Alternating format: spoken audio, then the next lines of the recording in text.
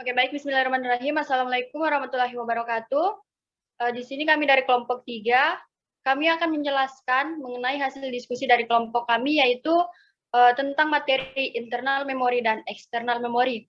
Namun sebelum kita melangkah lebih lanjut, terlebih dahulu saya akan memperkenalkan anggota-anggota kelompok saya yang terdiri dari saya sendiri. Yang pertama, Farida Yunita dengan NIM F1G121055. Kemudian ada Lauderindi Aswandi dengan NIM F1G121069. Imam Maulana dengan NIM F1G121063. Fadli Laude Mardin dengan NIM F1G121054. Muhammad Wahid Suyono dengan NIM F1G121077. Nurul Atika Faladila dengan NIM F1G121029. Siska Amalia Pratiwiha F1G121 010. Kemudian Alfa Desi Abe Putri dengan NIM F1G121057 dan Fitra Violin dengan NIM F1G11906.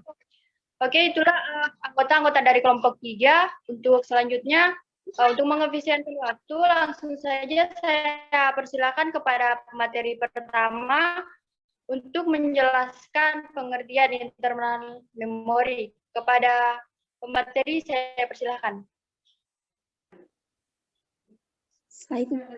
Baik, terima kasih atas kesempatan yang diberikan kepada saya. Pengertian internal memori. Memori internal adalah memori yang menyimpan program dan data yang sedang dikerjakan oleh CPU komputer. Dalam sebuah komputer yang digunakan oleh CPU adalah salah satu atau beberapa mikroprosesor. Kalau komputer menjalankan suatu program, memori internal akan terus-menerus berhubungan dengan CPU. Karena itu, memori yang digunakan sebagai memori internal harus cukup cepat agar mampu mengimbangi kecepatan CPU.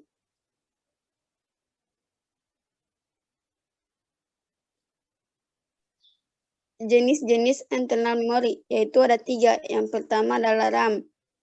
RAM, Random Access Memory, adalah domain penyimpanan data sementara. Yang kedua ada ROM, yaitu Read Only Memory, adalah domain penyimpanan semi-permanen.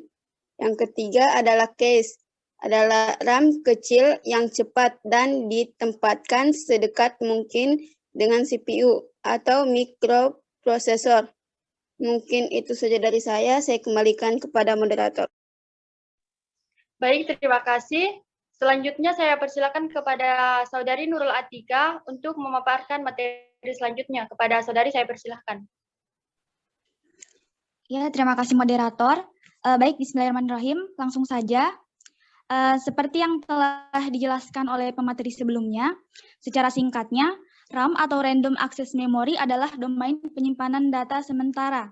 Nah, jadi jika kita uraikan, RAM merupakan jenis memori yang isinya dapat diganti-ganti selama komputer dihidupkan. Selain itu, RAM juga berfungsi sebagai suatu penyimpanan data yang dapat dibaca atau ditulis secara berulang-ulang dengan data yang berbeda-beda. Nah, jenis memori ini merupakan jenis volatile atau mudah menguap, yang berarti data yang tersimpan akan hilang jika satu dayanya dimatikan. Nah, karena alasan ini, maka program utama tidak pernah disimpan di RAM. Berdasarkan hal tersebut, RAM digunakan untuk menyimpan data sementara yang dapat segera diakses oleh prosesor saat diperlukan.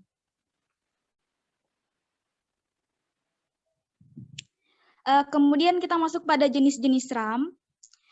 Untuk RAM sendiri terdiri dari 6 jenis, tetapi ada 2 jenis RAM yang secara spesifik itu sering dibicarakan, entah itu keunggulannya atau kelemahannya. Nah, 2 jenis RAM tersebut adalah SRAM atau Static Random Access Memory dan DRAM atau Dynamic Random Access Memory. Nah, pada slide ini kita bisa langsung melihat perbedaan keduanya. Yang pertama, dimulai dari kompleksitas selnya. Jadi, kalau static RAM itu menggunakan sirkuit penguncian distable untuk menyimpan setiap byte. Sedangkan pada dynamic RAM, dia memerlukan penyegaran secara berkala untuk menyimpan datanya, atau dengan kata lain harus direfresh secara berkala. Selanjutnya dari segi aplikasinya, untuk static RAM umumnya dia itu digunakan untuk cache, sedangkan pada dynamic RAM digunakan untuk memori komputer utama. Kemudian untuk ukuran tipikalnya, kalau static RAM seringkali hingga 16 MB, sedangkan dynamic RAM hingga 16 GB dan seterusnya. Nah, yang terakhir dari segi kepadatan selnya. Seperti yang sudah kita lihat pada slide sebelumnya, berdasarkan gambar dari kompleksitas selnya, kita sudah dapat menyimpulkan bahwa static RAM lebih kompleks dibandingkan dengan dynamic RAM. Nah, hal ini menyebabkan static RAM lebih rendah dan dynamic RAM tentunya lebih tinggi dari static RAM, karena hanya ada satu perangkat dalam selnya. Ya, mungkin itu saja yang dapat saya sampaikan dan saya kembalikan kepada moderator. Baik, terima kasih Saudari Nurul Atika. Selanjutnya saya persilakan kepada Saudara Fadli Laudemardin untuk memaparkan materi selanjutnya. Kepada Saudara saya persilakan. Baik, terima kasih. Selanjutnya saya akan melanjutkan materi sebelumnya. Kita masuk ke jenis-jenis RAM. Lanjutan dari materi sebelumnya. Yang ketiga itu ada EDORAM, Accepted Data out Random Access Memory. Yang kelima ada SD RAM atau biasa disebut Synchronous Dynamic Random Access Memory. Yang keempat ada FPM RAM, Fastback Mode RAM. Yang keenam ada RD RAM atau Rambus Dynamic Random Access Memory.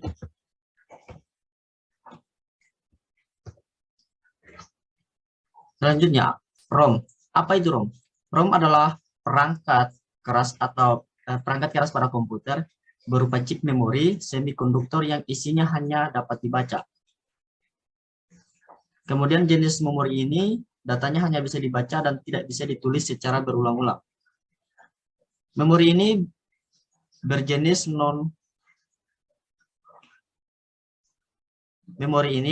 non-volatile, artinya data yang disimpan tidak mudah menguap atau hilang, walaupun catu dayanya dimatikan. Karena itu, memori ini biasa digunakan untuk menyimpan program utama dari satu sistem. Baik, terima kasih. Saya kembalikan ke moderator.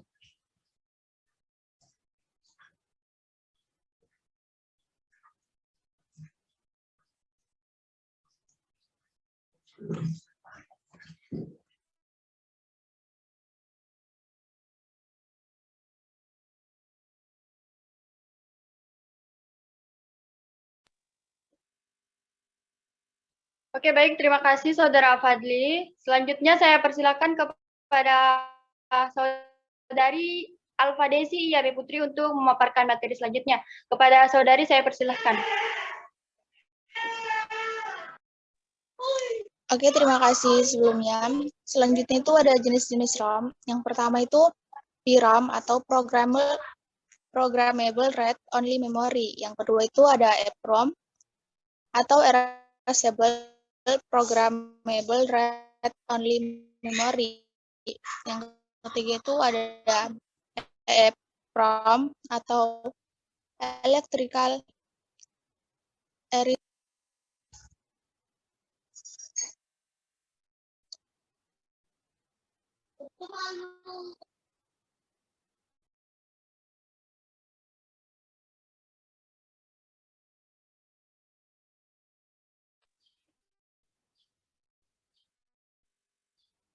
Baik, terima kasih kepada Saudara Muhammad Wahid Suyono untuk memaparkan materi selanjutnya. Kepada Saudara Wahid, saya persilahkan.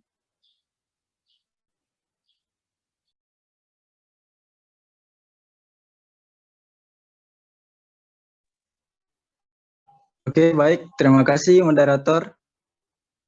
Di sini saya akan melanjutkan materi tentang internal memory. Kali ini kita masuk tentang chat.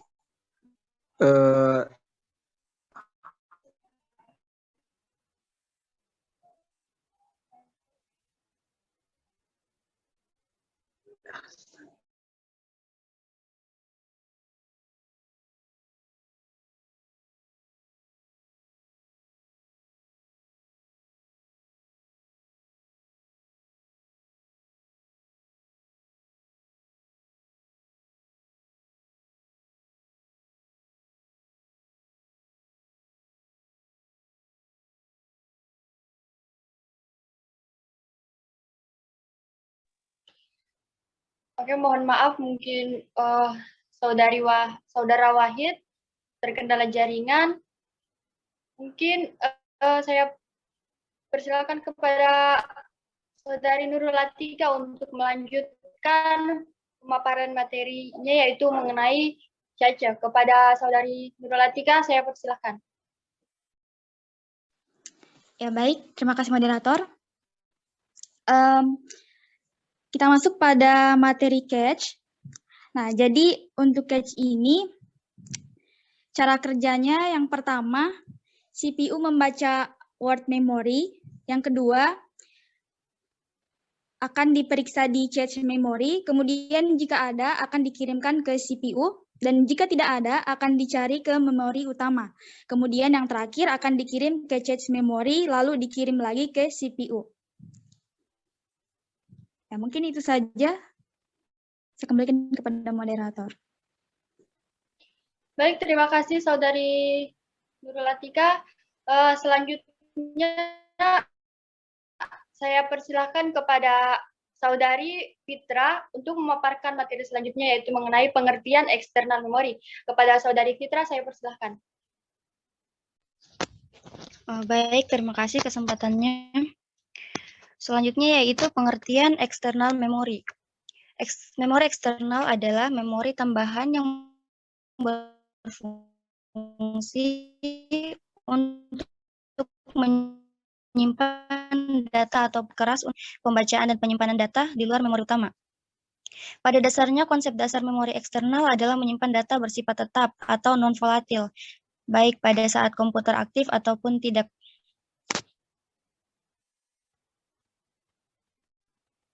Next. Baik, terima kasih.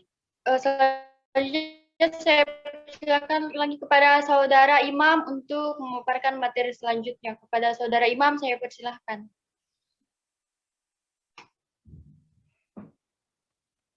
Baik, terima kasih moderator. Di sini saya akan melanjutkan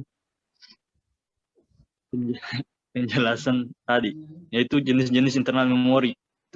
Terbagi ada 5, yaitu magnetic disk, yang kedua SSD, solid state drive, yang ketiga optical memory, keempat redundant array of independent disk, dan yang kelima magnetic type. Lanjut. Baik, lanjut. Magnetic disk. Apa itu magnetic disk? Magnetic disk adalah piringan bundar yang terbuat dari logam atau jenisnya yang dilapisi dengan bahan yang dapat dimagnetisasi seperti magnetic oxide.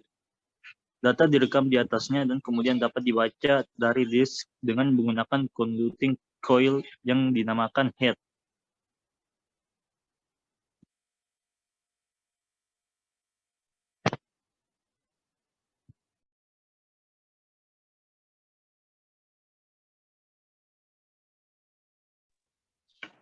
Baik, terima kasih Saudara Imam. Selanjutnya saya persilakan kepada Saudara Lauderinda Aswandi untuk memaparkan materi selanjutnya. Kepada Saudara Lauderinda Aswandi, saya persilahkan.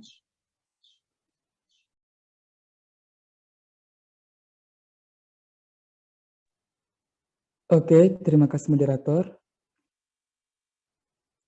Di sini saya akan melanjutkan dari materi sebelumnya. Level-level RAID. Yang pertama, RAID level 0. Yang kedua, RAID level 1. Yang ketiga, RAID level 2. Yang keempat, RAID level 3.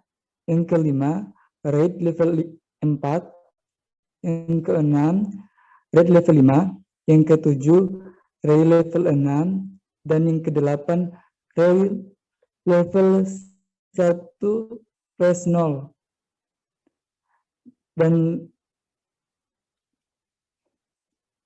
Dan yang ke-9 RAID level 0+1.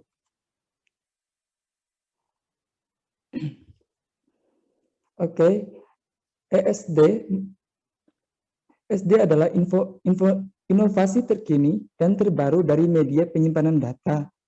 ESD menggunakan jenis memori solid state untuk penyimpanan datanya.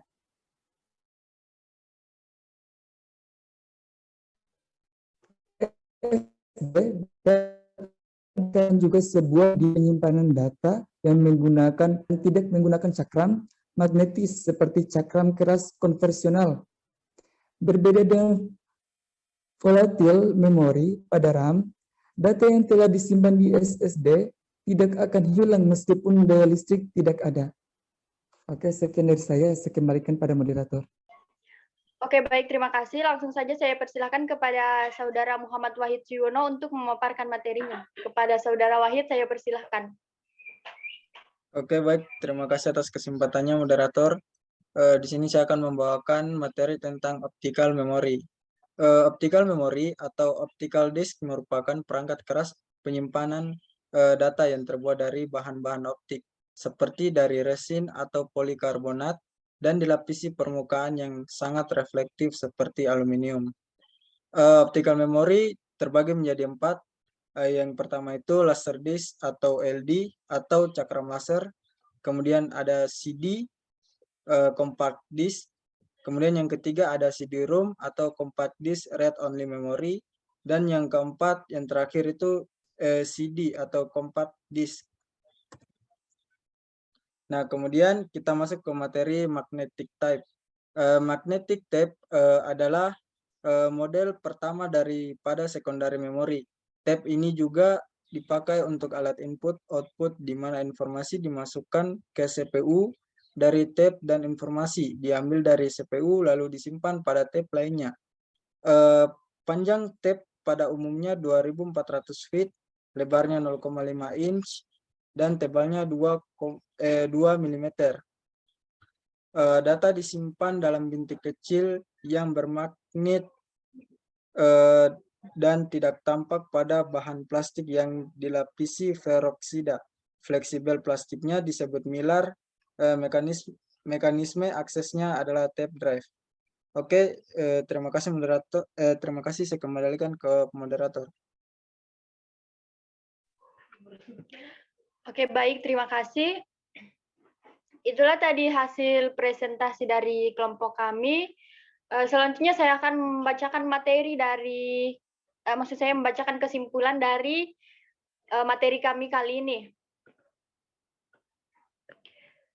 Memori merupakan bagian dari komputer yang berfungsi sebagai tempat penyimpanan informasi yang harus diatur dan dijaga sebaik-baiknya. Memori biasanya disebut juga dengan istilah komputer storage atau komputer memori. Merupakan piranti komputer yang digunakan sebagai media penyimpanan data dan informasi saat menggunakan komputer.